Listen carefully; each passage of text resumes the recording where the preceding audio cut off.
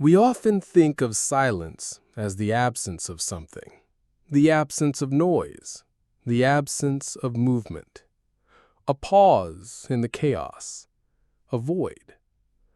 But what if silence is not a gap in the fabric of life, but the very fabric itself?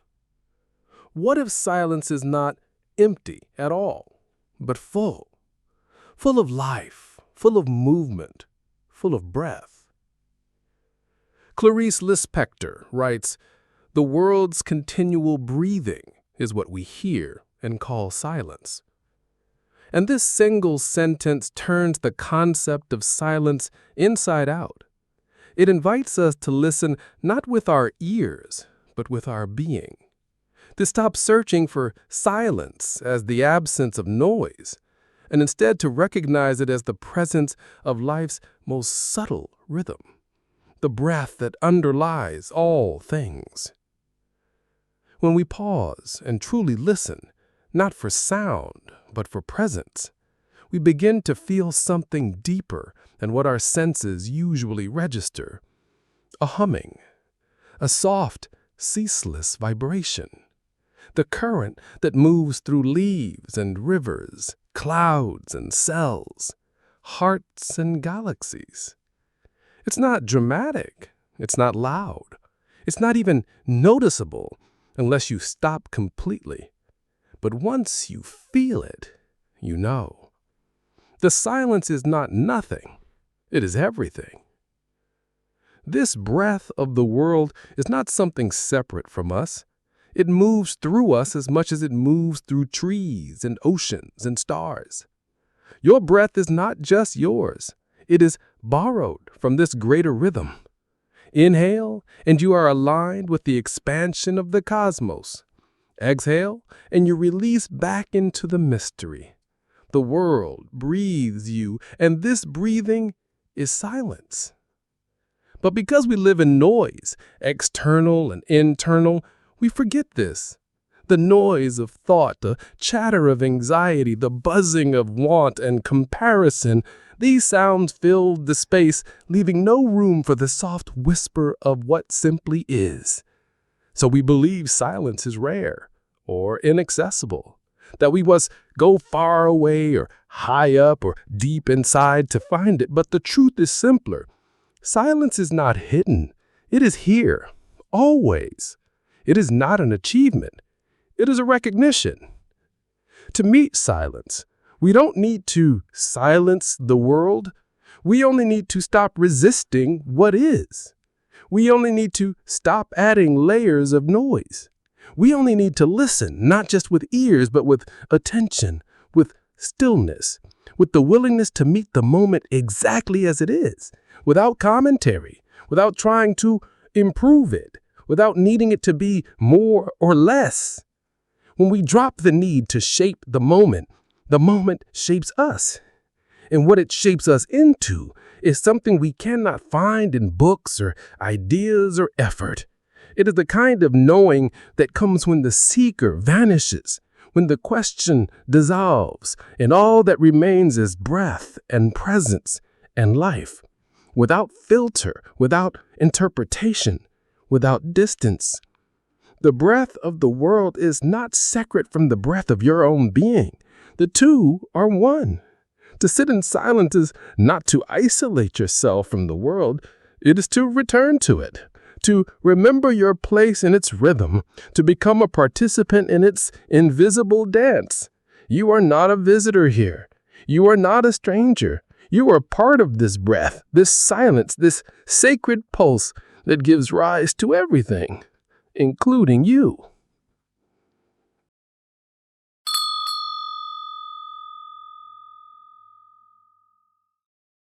Silence is not an escape from reality. It is reality, stripped of illusion. When we stop to truly listen, not to music, not to words, but to the soft, ungraspable pulse beneath existence, something in us remembers, not intellectually, but intuitively. The kind of remembering that doesn't come from learning, but from being.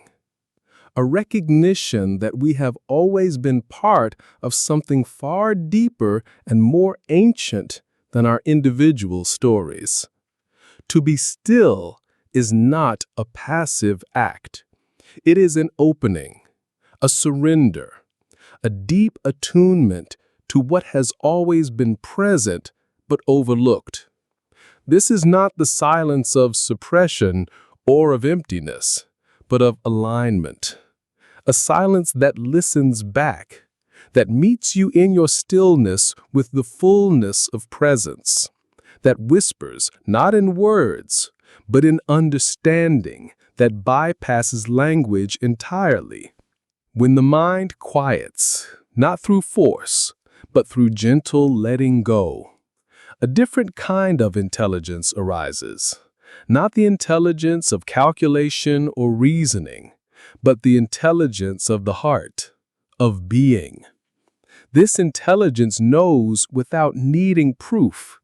It recognizes truth not by thinking, but by feeling its resonance in the bones, in the breath, in the space between thoughts.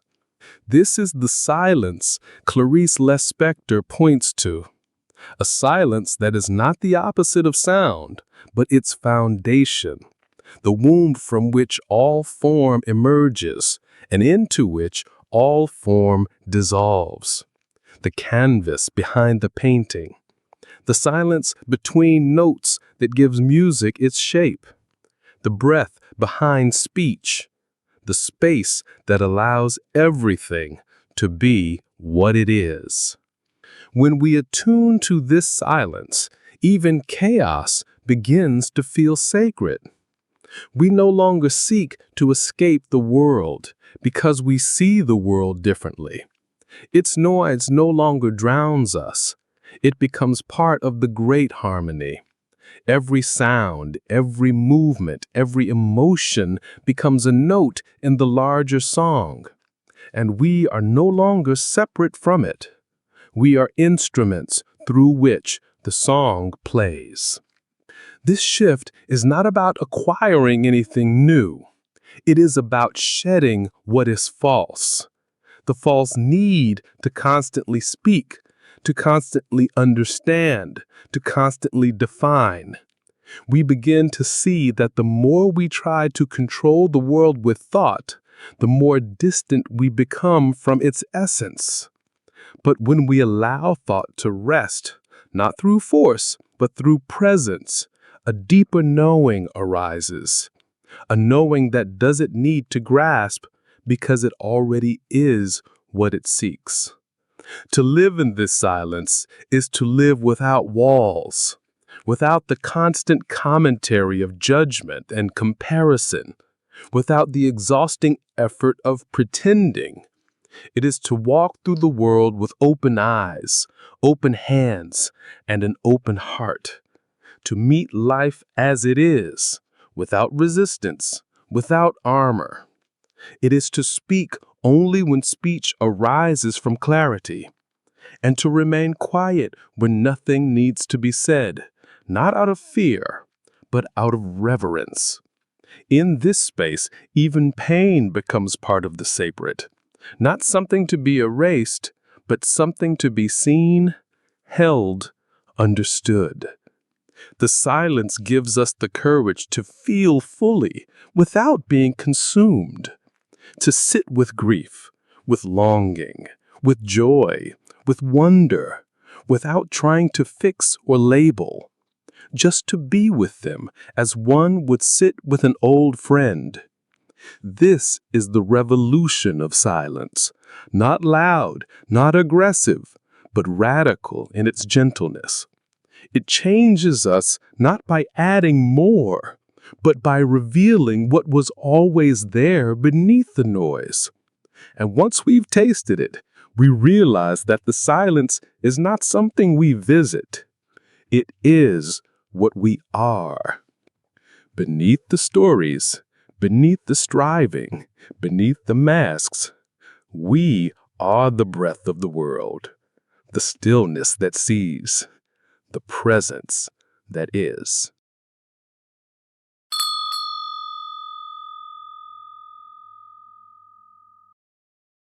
To live in the awareness of this silence is not to retreat from life, but to finally enter it, fully, nakedly, without agenda. When the internal noise begins to quiet, what remains is not a void, but a vastness, tender, alert, and immeasurably alive. This is not the emptiness of absence, but the spaciousness of pure presence. It is in this presence that we begin to perceive the world not as a collection of things, but as a flowing dance of impermanence. A bird's call is no longer background noise. It is the sky singing through feathers. A stranger's gaze is no longer threat or distraction, but an invitation to witness the self in another form.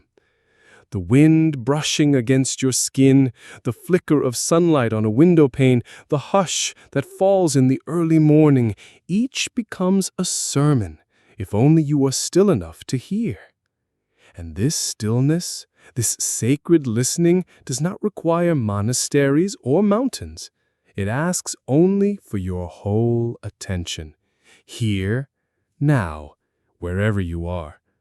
You don't have to go anywhere to find the holy.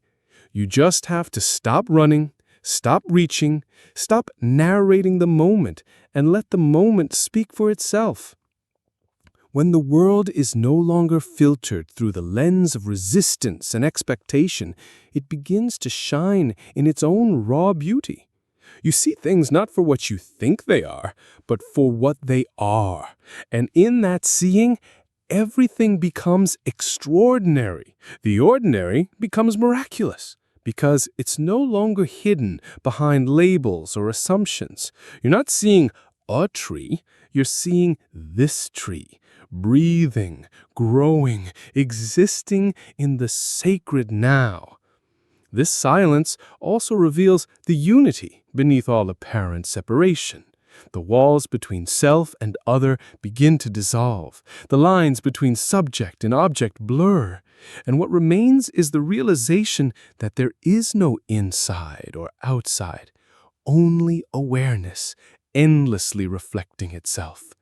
The silence is not just around you, it is within you, and it is you. You are not merely an observer of the world's breathing, you are its breath. This is the quiet revolution, not a retreat into numbness or passivity, but a soft returning to what is essential, a dissolving of all the roles you've performed, all the identities you've worn, until only truth remains.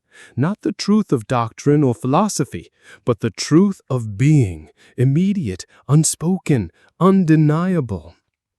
You are not the noise in your mind. You are not the story you tell. You are not the mask you wear for the world. You are the space in which all of that arises and falls. You are the vastness listening to the echo of existence. You are the still point in a turning world. And when you touch that, even for a moment, you no longer seek completion from the outside. You no longer chase after meaning in distant horizons, because you realize that meaning is not found, it is lived in breath, in stillness, in presence, in this silence that pulses through all things. So live from that place, speak from that stillness, walk as if the earth were sacred because it is. Listen as if the silence were alive because it is. And remember always, the world is not separate from you. Its continual breathing is your own. Its silence is your truth.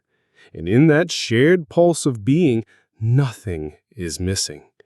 You are already home.